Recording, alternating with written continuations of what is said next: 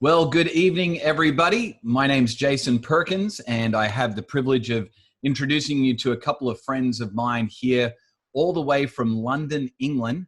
Duncan Banks is on the webinar tonight. Duncan, maybe just tell us very briefly, how are things in London right now as we're all facing this global pandemic of COVID-19? Yeah, it's not far short of lunchtime here. Actually, I can hear my tummy rumbling as we talk, Jason. But I guess for us, it's no different to you. It's crazy times, and the death rate is still going up, and people are worried. And as leaders, we're just taking each day as it comes and trying to figure out how we negotiate life online and life in lockdown. And we're beginning to think about what life might look like after lockdown. And that's kind of very interesting when you start to think about kids ministry and ministry to students, which is what the theme of today's webinar is about. Yeah, absolutely. Hey, we want to welcome you if you are tuning in for tonight's webinar related to family ministries. My name's Jason Perkins, and I have the privilege of leading a network of churches in Australia called the Irresistible Churches Network. And our network here in Australia, along with the great network in the UK and Ireland that Duncan leads, the Further Faster Network, are hosting tonight's or this morning's or even this afternoon's call, depending on where you're tuning in from around the world. We're pumped that you can be with us. We also have my good friend Dave Adamson on the call tonight. Dave is living in Atlanta, Georgia, but you'll find out really very quickly that he's from the far south, not the southern part of the United States, even further south past the equator, from the great southern land of Australia. Dave, how are things in Atlanta, Georgia at 6 a.m. in the morning? Yeah, things are very quiet and actually a bit chilly, which is good. I like it being chilly here in the morning. It's nice and crisp, but I've had a cup of tea and it's all good. Yeah, very cool. And we've got a guest coming on in just a moment. He's having a couple of technical difficulties, but he's coming on. We're connected with Dan Scott from the Orange team, the Rethink group, and he'll be sharing some of the things that are happening at Orange right now, some of the things they're learning about family ministries during this whole COVID-19 crisis. But we also want Dan to be available to answer questions that you have as leaders in family ministries and churches around the world. We'd love to answer your questions. So here's what we're going to do. All throughout the webinar tonight, my friend Duncan and I are going to be monitoring the chat section of the webinar.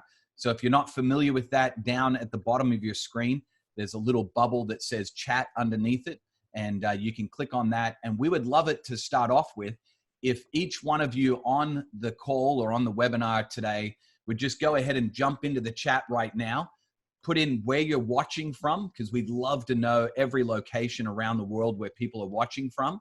And then we'd also love it if you would go ahead and pop in a question that you would love Dan to answer during this webinar. That would be really helpful if you do those two things immediately. Then we can get things going with some questions for Dan here in just a moment. So Orange, for those of you that are not familiar, great curriculum for family ministries, everything from babies all the way through to young adults even, and even some adult curriculum now as far as marriages and things are concerned. So if your church is not currently using Orange, we'd love for you to check it out. They are offering a ton of free resources right now, especially video and digital resources for churches to use and leverage for Sunday mornings. So if you're scrambling for some things to use on a Sunday morning, or if you're scrambling even for resources to use throughout the week to partner with parents, make sure you go over and check out Orange curriculum. But Dave, would you do us a favor? Would you introduce your friend Dan from Orange? And Dan, on behalf of everyone watching around the world, thanks so much, mate. I know Central Time Zone in the US is 5 a.m. right now, so we are extremely grateful for your time this morning.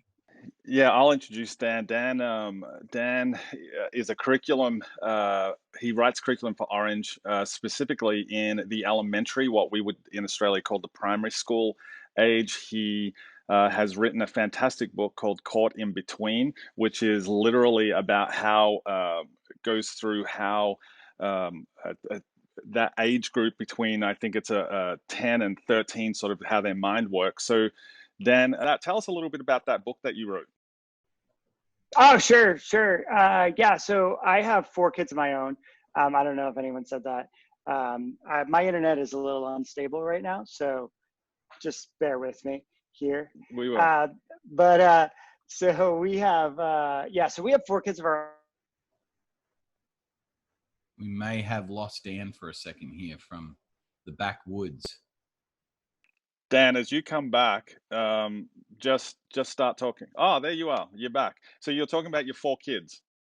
Yeah, and I was just gonna say, well, A, they're awesome, but B, that I've seen them interact with church themselves, and a lot of that has just and the stories that we've been hearing from church leaders around, they, as preteens, we're all noticing that kids are starting to leave the church earlier. We haven't frozen, but Dan has frozen again. Oh, Dan, you're with us. I am with you. Yay! Hey, Dan, we got Dan on the call. Thank you so much, man. Really appreciate the extra effort you've gone to get onto this call. Hey, thank you for making this possible. I'm so sorry for all the for the hassle. Yeah, not a problem at all, man. Hey, I want to get straight into it with some questions. And Duncan's going to be jumping in every now and again with some questions from the chat room. But you know, as somebody who's in this space, who's in this kid ministry, family ministry space, what has this current season of the lockdown, the pandemic, the quarantine, what has that revealed about student and kids ministry, in your opinion? Oh man, okay. A lot, first of all. So here's the deal. You know, it's not necessarily apples to apples with kids and student ministry. They each, and you guys alluded to this while I was hopping in and off internet, that the frustrations that kids ministry leaders are facing are different than the frustrations that student ministry leaders are facing. So it is a little bit different. But a couple things that I would say everyone is trying to figure out the big word engagement. I know that you talk about that word a lot with regards to online church and saying what engagement is valid engagement, like what should we count as engagement sort of stuff. Yeah. And you know, I think that is the same thing that is true here. But like if I take them separately, if I take kids ministry, for example, you know, for years we've been stressing the need for parents to take ownership of their kids' spiritual formation. Like that's what Orange is about, right? But there's something that it's like this is actually the reality. But then we're saying, oh, but parents aren't engaging the way we want them to engage. And I think what it might have revealed is we haven't ever fully handed over that responsibility to parents. We've always, as the church, sort of held on to some of it. And so we might not have prepped them the way we thought we were going to prep them. And then the other reality with that engagement is these parents aren't just their Sunday school teachers. They're also right now their actual school teachers and their activity directors, if they're preschoolers, because, you know, they're trying to figure out, hey, how do I keep this child occupied for the day while they're staying in my house and they can't leave? We have to remember that this is life under trauma and crisis. This isn't like, hey, I'm just going about my normal day and now I'm also their, you know, spiritual director, you know, and we're forgetting that like none of this is normal. No one has I tweeted out this yesterday, like, this isn't a chapter in what to expect when expecting, like when we're raising our kids. Like this is all of this, we're making it up as we go along, right? Yeah. And so for parents, but I think it has revealed, man, I wonder if we've held on to a few more of the strings than we should have when handing off the reins to parents. From the student ministry side, I think it's revealing that kids aren't as attached, at least anecdotally, kids might not be as attached to your large group communicators as they are to your small group leaders. I have seen, and in talking with some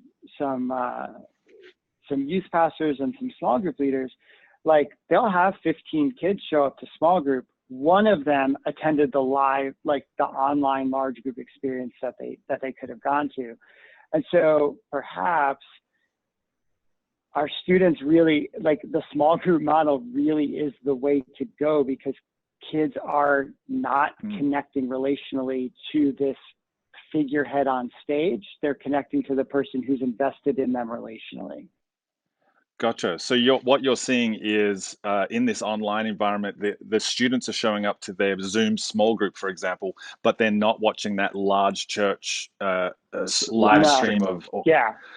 Wow. Yeah, percentage wise.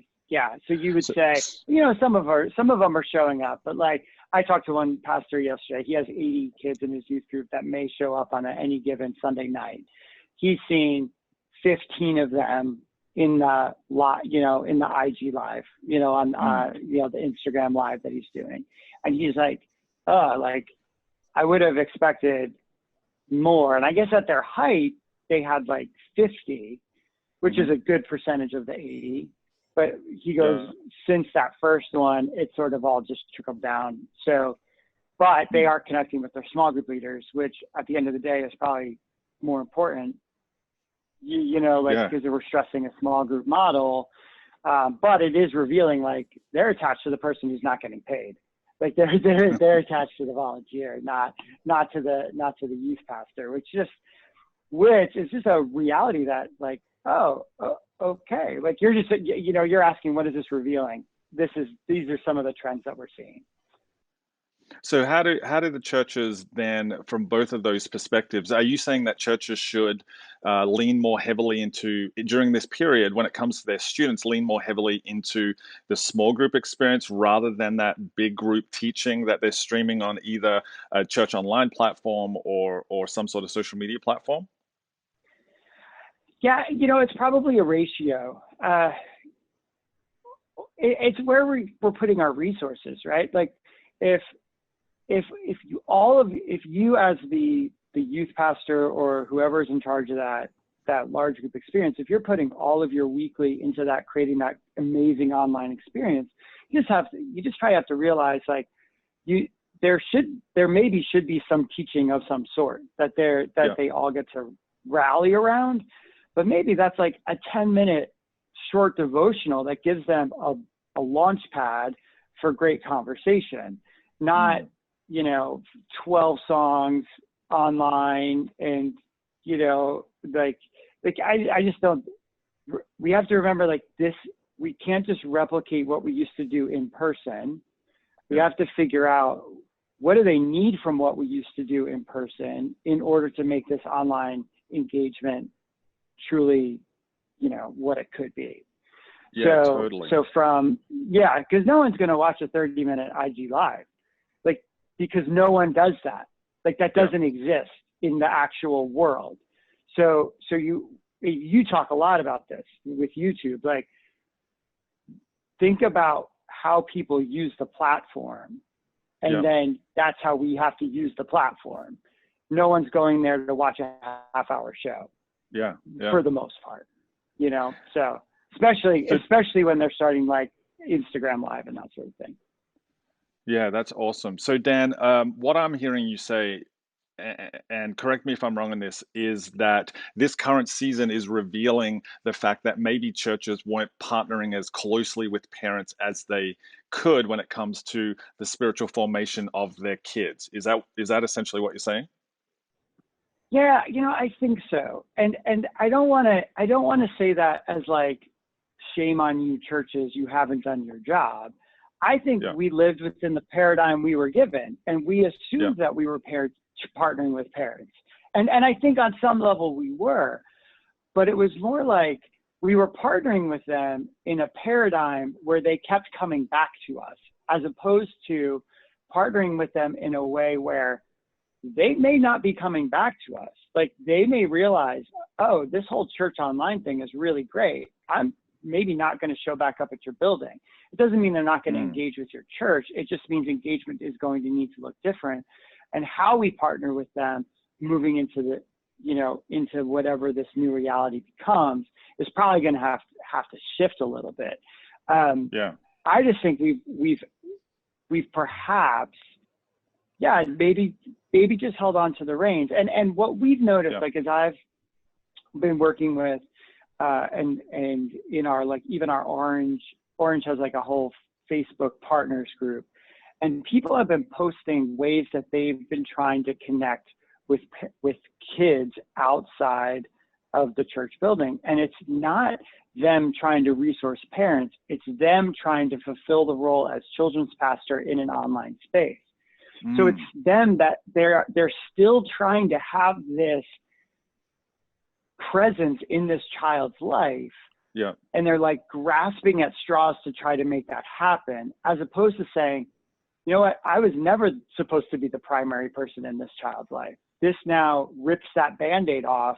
How do I really hand over the reins to parents and resource them in a way that where we can actually have spiritual engagement in the home, not a lack of spiritual engagement in our online kids service, right? Like, does that make sense? Yeah, it does. And I want to pick up on that, but before, especially from a resourcing parents point of view. But before I do that, we're actually going to bring in Rachel, who is going to ask you a question. Yeah, this is Rachel, Dave, from Toowoomba, Queensland. And Dan, she's got a great question. You were talking about the tension between parents already being burdened by the amount of things that they're being asked to do by, say, teachers and educators at school and that type of thing. So go ahead, Rachel, ask the question that you put in the chat. Yeah, my question essentially is, where do you find the balance between trying to support parents as best you can without trying to overburden them with stuff? So how can we best serve our parents during this time?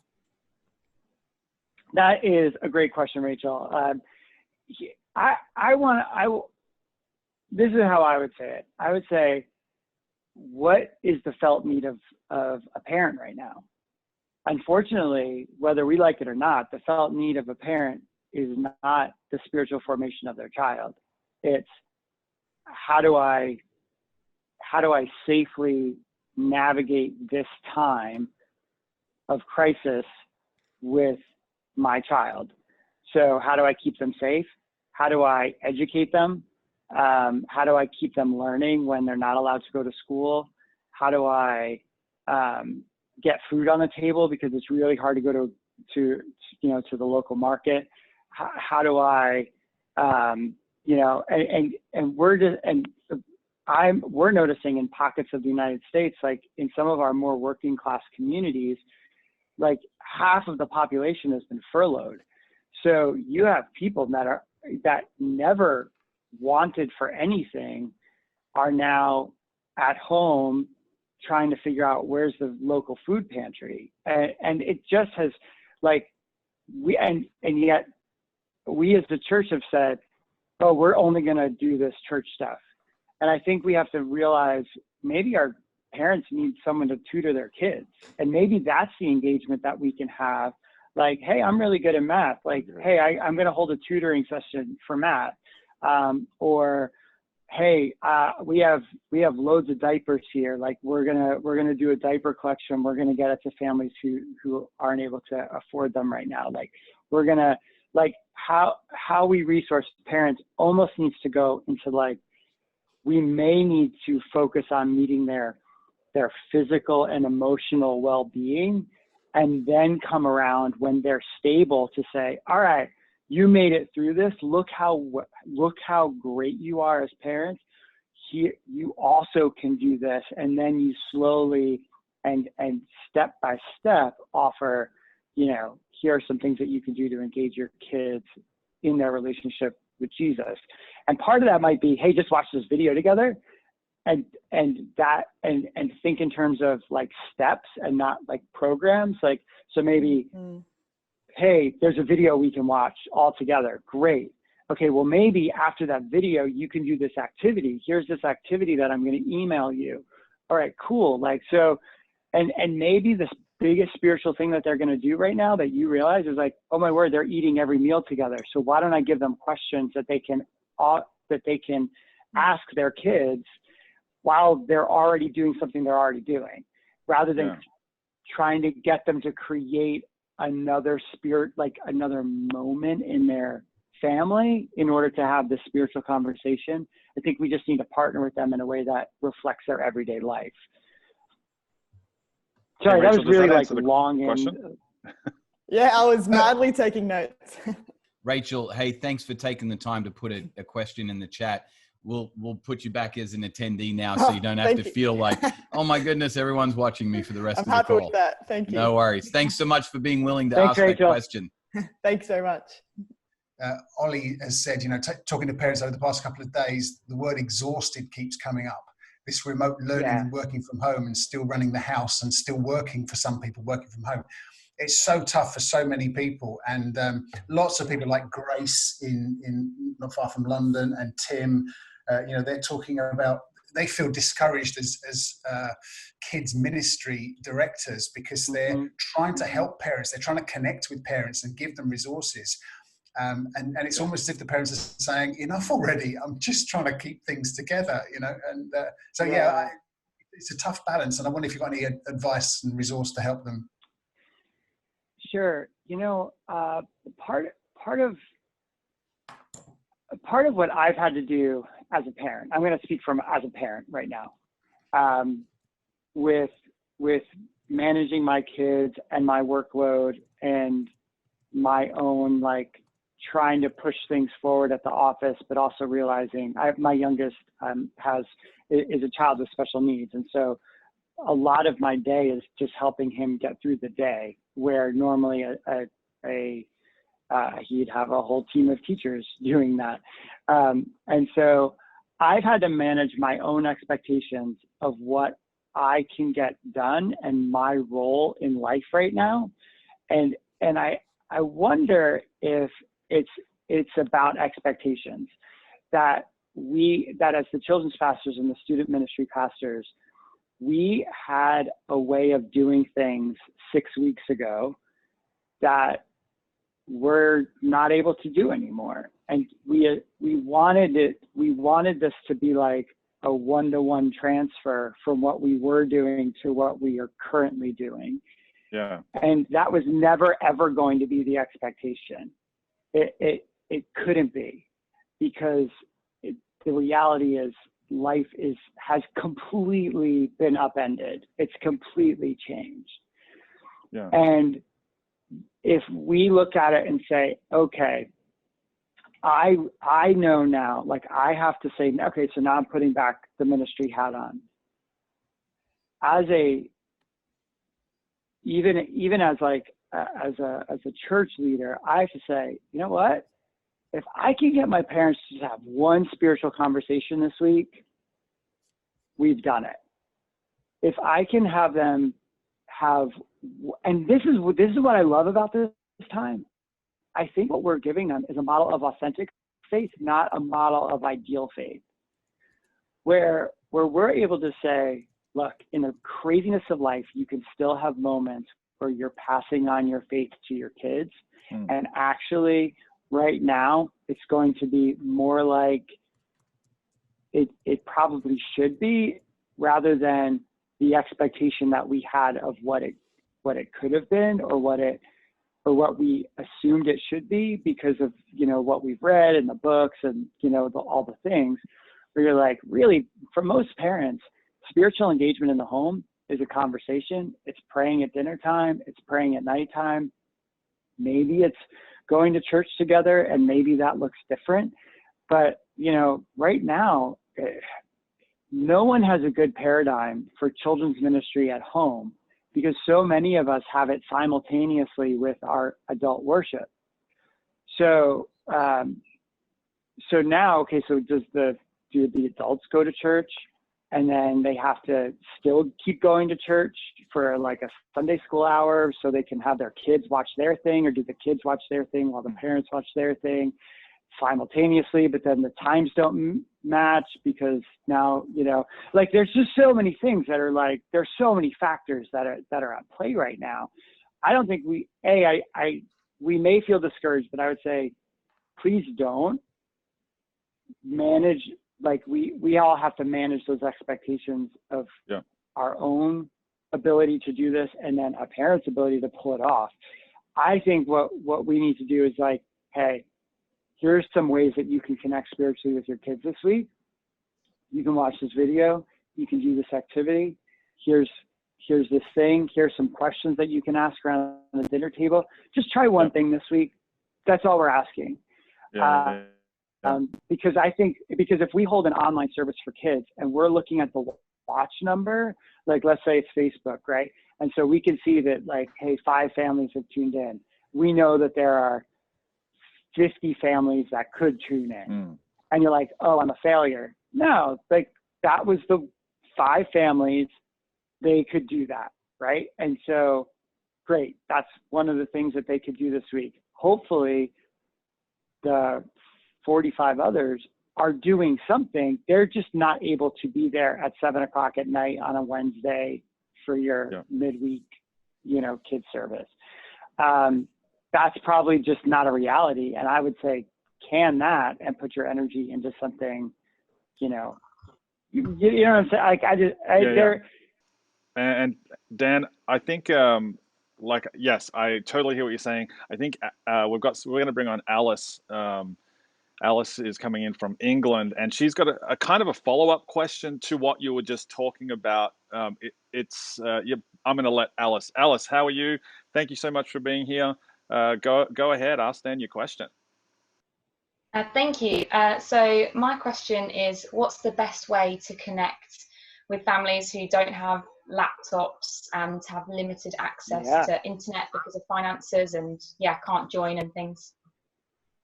Yeah, I think that is one of the biggest questions that we have to figure out. And so my answer to that question is an answer that's in process, because we are all trying to figure that out.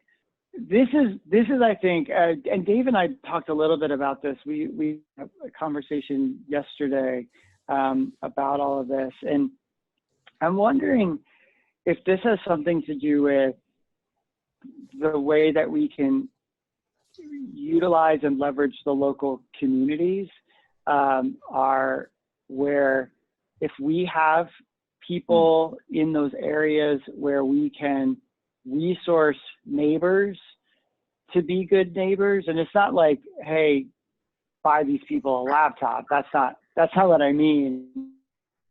It's more, is there something that we can like resource, or drop off or mail, that maybe it's not something that I'm watching, but it's something I'm reading. It's the lesson, utilizing those kinds of things. Again, you can't track whether they're using it or not.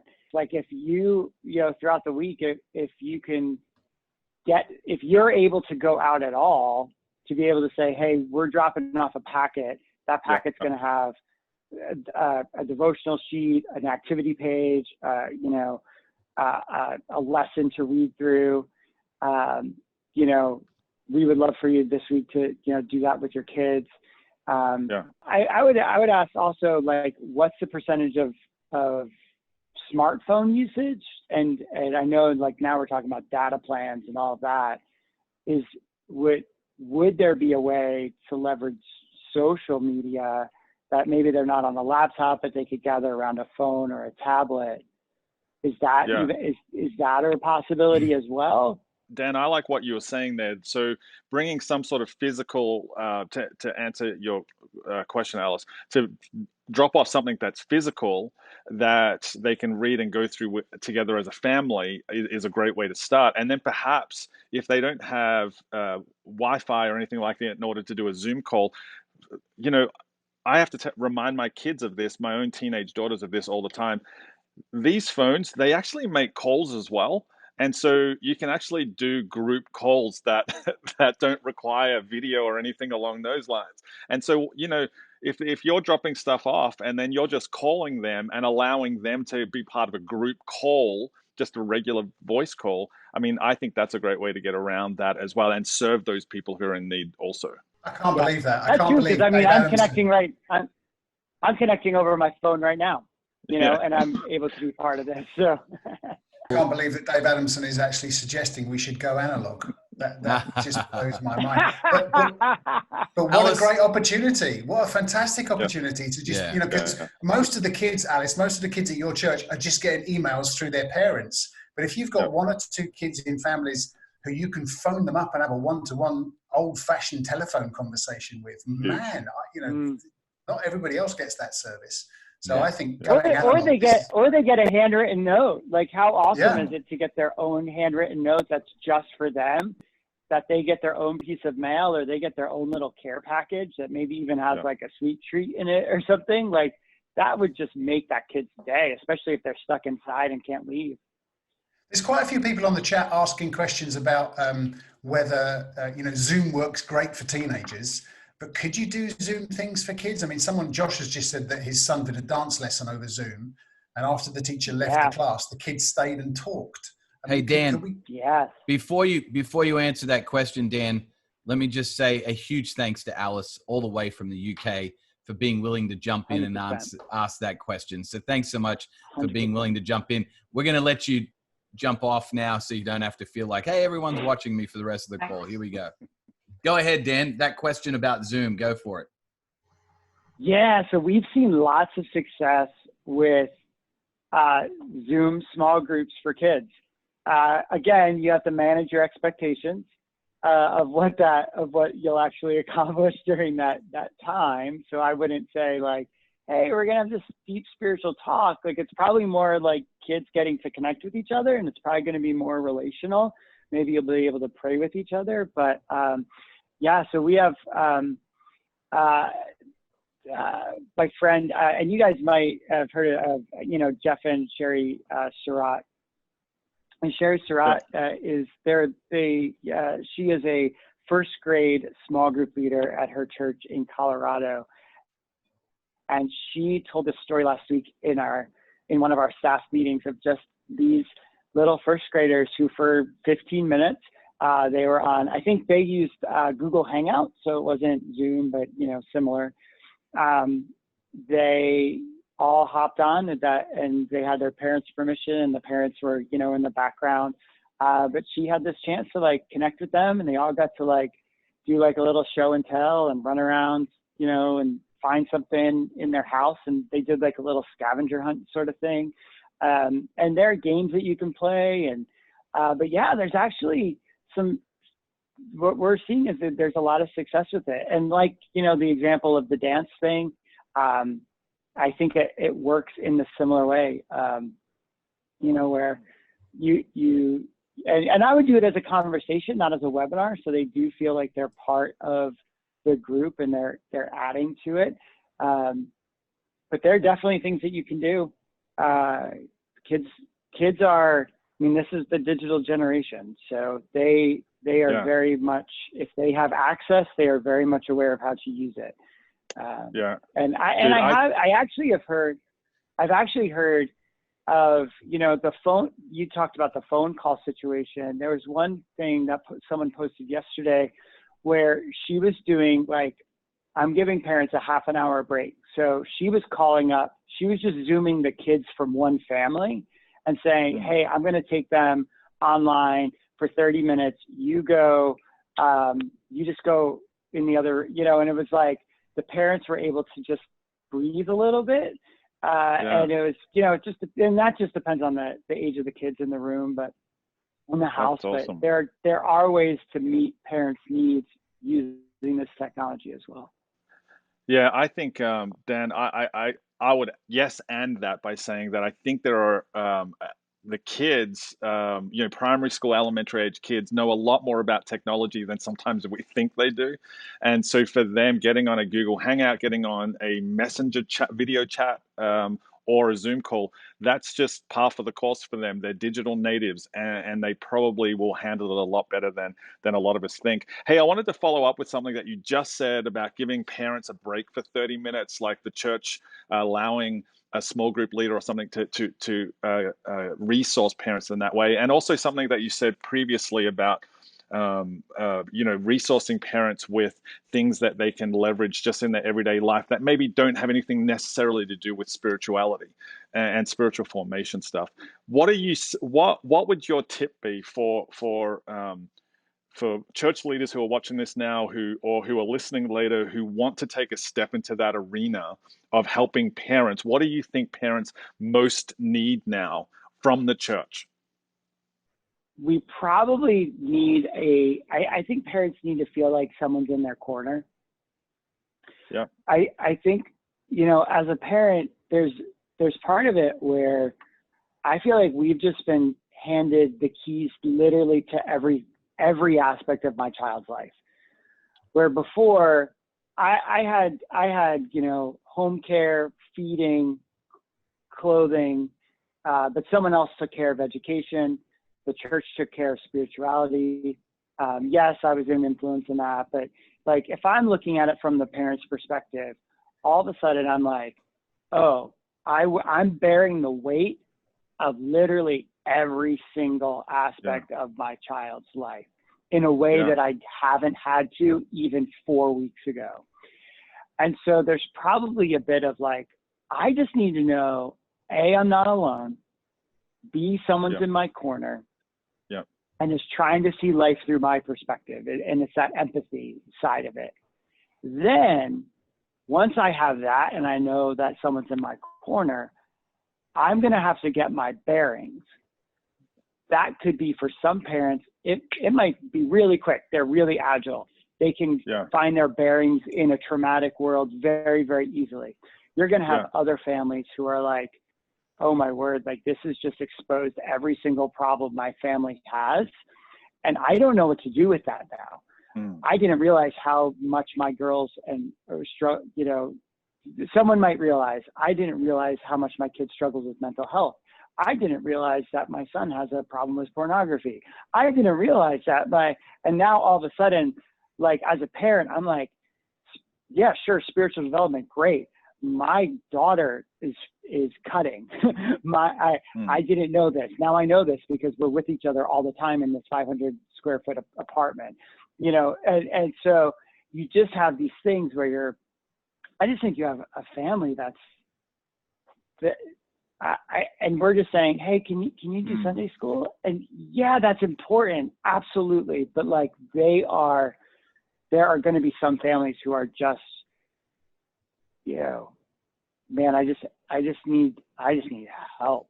Right. Like, and I think that we as the church are addressing fear, which is great, but are we helping them address anger? Are we helping them address, these social mental health needs?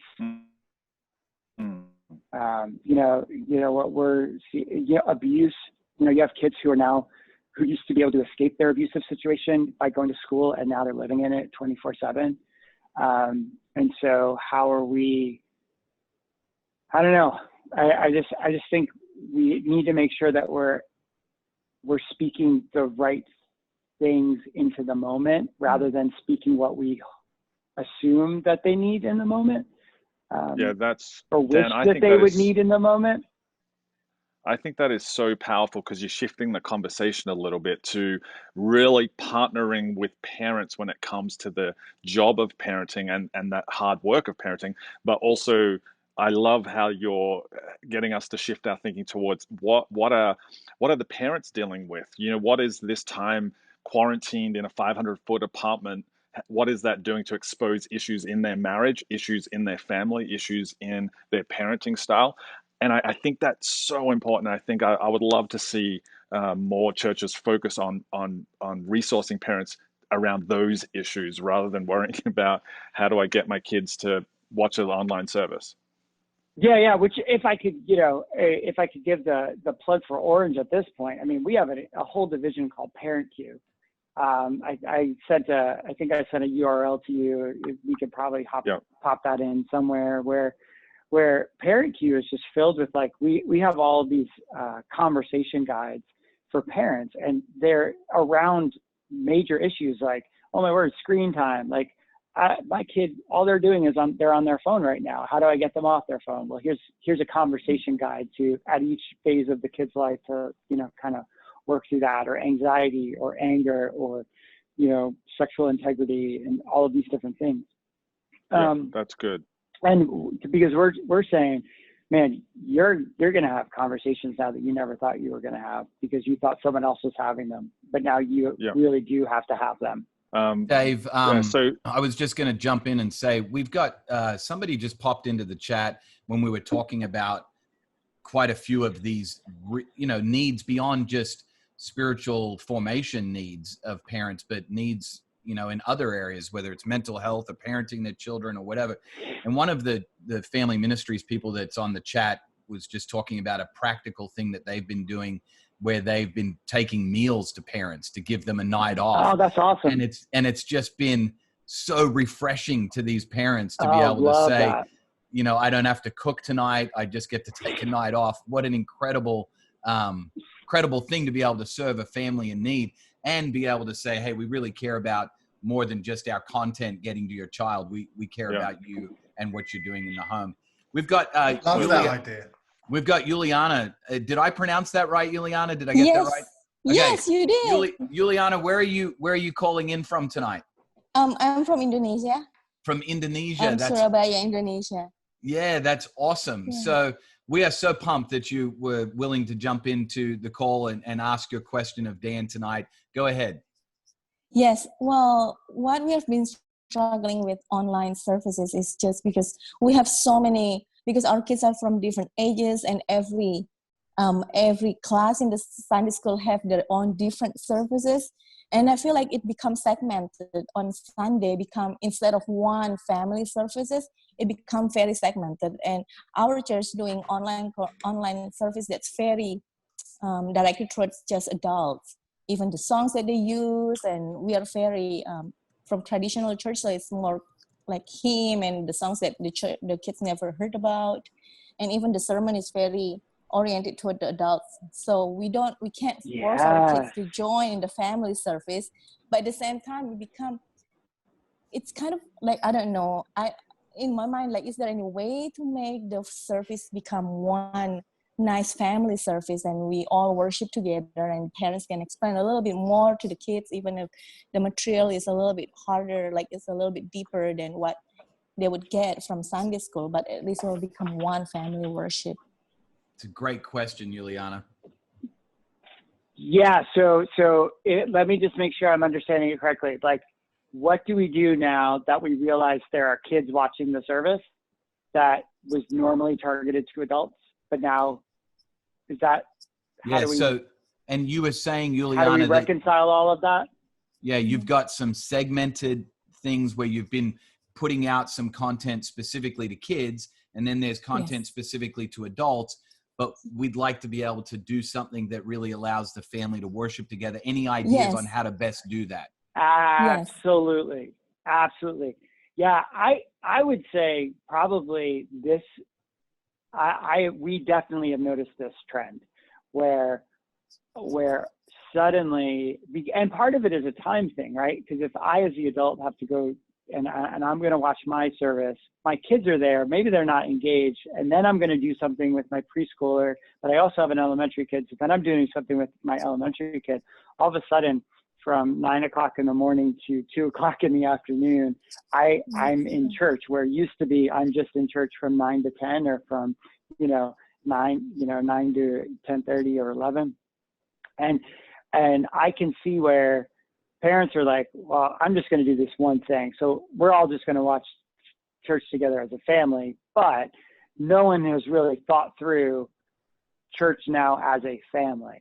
They've thought through, they've maybe thought through topics to address during this time, but they really are topics for adults.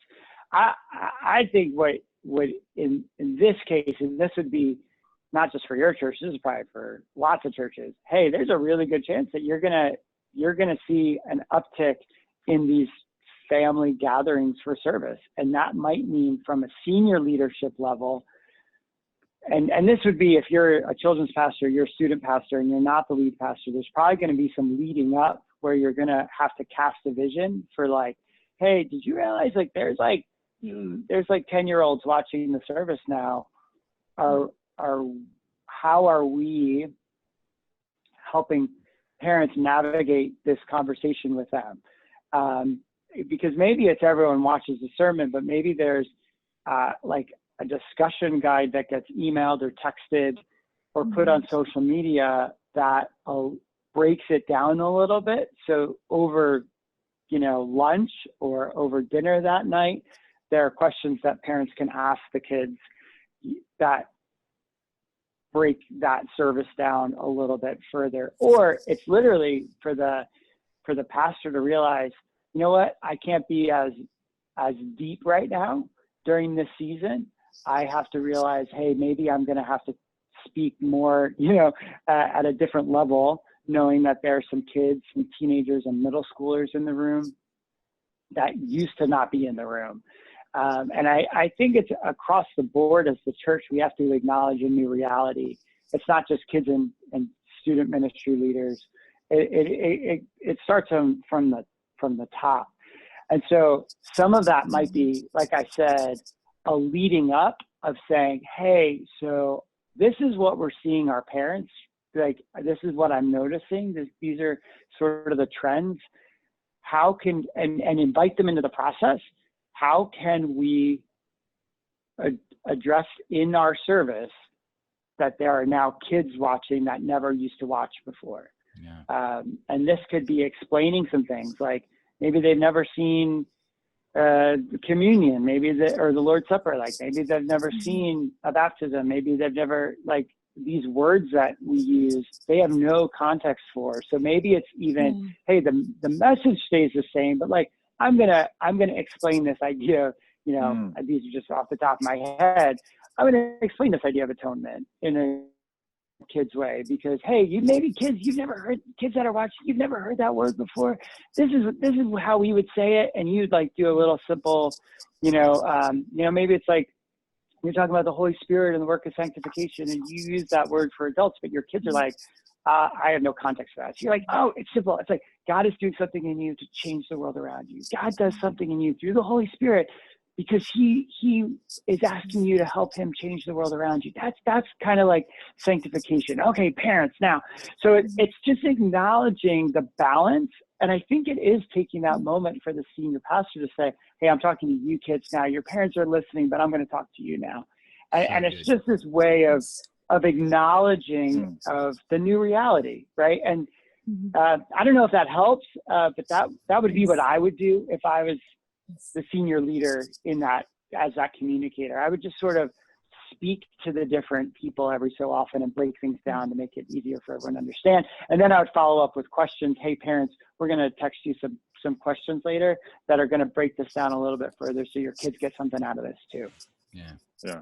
Hey, Dave, I was just going to say, Dan, that was right on. And we oftentimes talk about asking our communicators to assume certain people are in the room. Like, for instance, we ask them to assume that maybe there are people in the room or watching online today that are not Christ followers or they're not church people. Hey, could we also include one more demographic when you assume they're in the room? Assume that the kids are in the room watching with their parents today. I think that's a great one. Hey, Juliana, thank you so much for chiming in all the way from Indonesia. We really appreciate you jumping on the call tonight. Thank you. I really enjoy. Awesome. Hey, so we've been going for about an hour, and we want to honor people's time. So if you've got questions and you're still here, you got still some burning questions, make sure you write them down, put them in the chat. We keep the chat so that we can follow up with you later on with some answers, whether that's a resource, whether, I have a chat with Dan and ask him the questions and then send you an email with those. So keep asking the questions, please. Dan, I wanted to, first of all, thank you, man. This has been so good. I mean, you just explained sanctification to me in one sentence, and it was probably the best definition I have ever heard. I was just thinking the same thing, Dave, and I was thinking to myself, hey, most of the communicators on a Sunday morning assume the kids are in the room. Parents are going to be like, hey, that's the first time I've ever even understood that in my life, and I'm in my 40s. So thanks for explaining it to my 8-year-old so I can know and understand what it means. Dave, does this mean that you're seriously considering becoming a Christian now? No, that's so funny. Well, Dan's been working on me for a while. Hey, so Dan, just as we get to a point of sort of wrapping up, and I know people are going to start putting in questions, and I'm going to hit you with those later on. You know, where in the US that we're starting to see that the curve is starting to flatten. A lot of states are starting to roll out life after lockdown processes and that sort of thing. So when it comes to the capital C church, what needs to or what should change when we head into life after lockdown? What lessons should we take from this season into life after lockdown? Wow, I love that question, first of all, and I think you and I should do a podcast episode on that.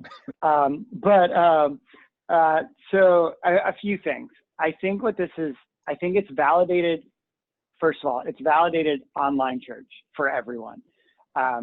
Overnight, every church had an online campus. Overnight, everyone was counting engagement differently than they were 2 days before, right? I think moving into the future, the online church thing is not going to go away, because people are going to all of a sudden, I mean, I was driving past like little small churches here in rural Michigan where I am, and they all have an online service. And you're like, you never thought about that. Okay. That's probably not going to go away, because you're going to have, even if they've said you're not on lockdown anymore, you have to realize that parents are not just going to automatically go back to life as the way it is. I think we're going to see a massive shift in the way people just interact with the world around them, not just the church around them, because they're not going to just, you know, I have friends that are in the concert industry, and they're like, we're not going back to work until fall of 21. Like, they're not going to have 10,000, seat, like it's that sort of thing. So you're going to have parents that are just going to like to stay home just for the safety of their family. So you can't just all of a sudden, because lockdown is lifted, you're still going to have to offer something to those families. And you may have to offer that indefinitely, because they've realized, oh, I can do this and I don't feel bad anymore. Like I don't have this guilt of not going to a physical church building.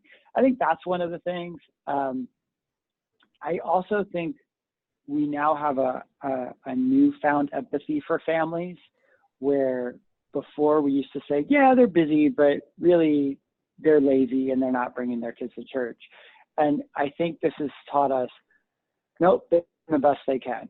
And I think we have a newfound empathy for families. And I think we're going to have a different expectation of engagement moving forward that actually is going to give them it's going to give them a clearer pathway for how to engage their kids spiritually. I think that I also think that it's exposed that the small group, I mean, we've really been talking about kids and parents, but from the student ministry side, I think that this has taught us that the small group leader truly is the pastor and the shepherd in that child's life, not the youth pastor who gets paid. Not that that person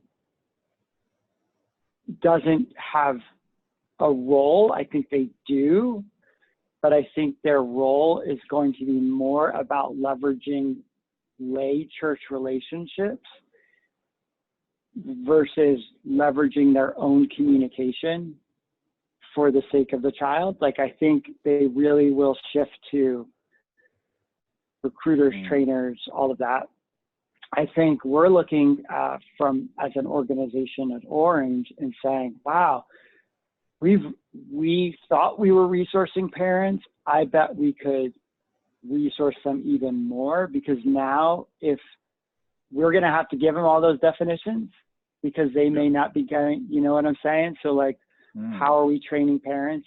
Like, what is that looking like moving forward? I think that's a question we need to answer. And again, like I said, like, this is in process for me, like in my brain, and as an organization, we're saying, okay, well, here's where we are now. This is where we think what we're going to need to be. But I just think it's not going to ever go back to the way it was. We are never going to say, oh, okay, we're just going to go back to this paradigm. The way we've been doing church is the way we've been doing church since the revivals of the 1800s. Yeah. 2 songs, like it's not there anymore. We're not there. I think the sermon's going to be shorter. I think music's going to look different. I think at most, it's going to be a hybrid of what we're currently doing and what we did. I think at best, it's truly going to shift in the paradigm. You're going to see in the next 2 years, a massive paradigm shift in the way church is done and in the way we measure engagement. I just think we're going to be, I think that we've ripped the Band-Aid off what we were doing, and we're now as a church, I mean, I'm excited for it. Like, I think we have a chance now to truly move church into the future because we've seen that it's possible, in just these little pieces. So now it's like, okay, well, what's the best of what we've learned? Let's figure this out moving forward. Yeah, I completely agree. We actually talked about that last week with this idea of omni-channel church, where it's both online and offline, and that's that hybrid of what it was and what currently is. And as you were unpacking that, my thoughts just went to how great would it be if we had those Sunday services in a physical building? Yes, but churches were still doing what Ollie suggested, that we were still taking food around to people's houses, literally to give parents a night off. Or what if we did, churches were still also doing online connection pieces, content designed specifically for students and kids? What if churches were still creating content that parents could access online when it comes to issues like you brought up? Hey, I just found out, because we're living so closely together, I found out one of my kids is looking at pornography. What if we created content for that while still having the Sunday service options open? That would that would be A, my dream come true.